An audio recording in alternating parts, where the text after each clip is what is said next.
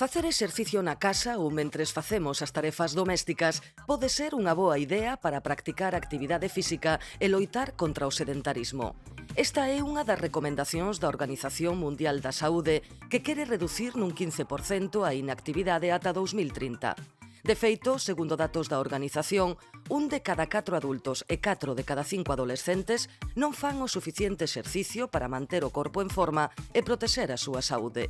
Cristian Abelairas é profesor na Facultade de Ciencias da Educación na Universidade de Santiago de Compostela. Abelairas confírmanos o Consello da OMS para gozar dunha calidade de vida axeitada.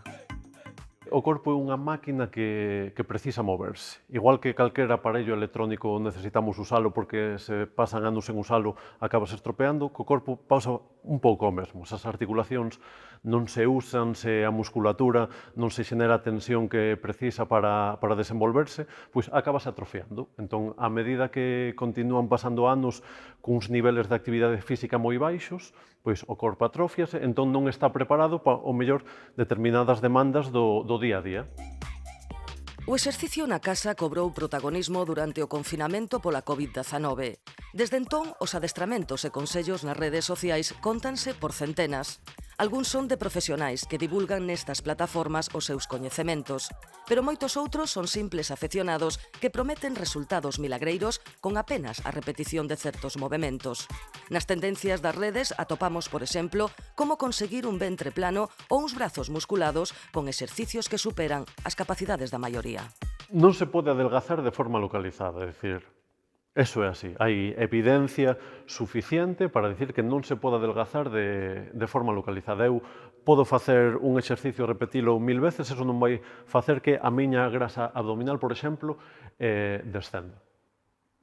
Nosotros o que temos que facer é descender, nese caso, a grasa xeral facendo os exercicios que nosotros teñamos que facer. Pero por moitos abdominales que vai a facer, a miña grasa abdominal non vai desaparecer porque faga concretamente ese exercicio. O adelgazamento localizado non existe. Eso é un mito.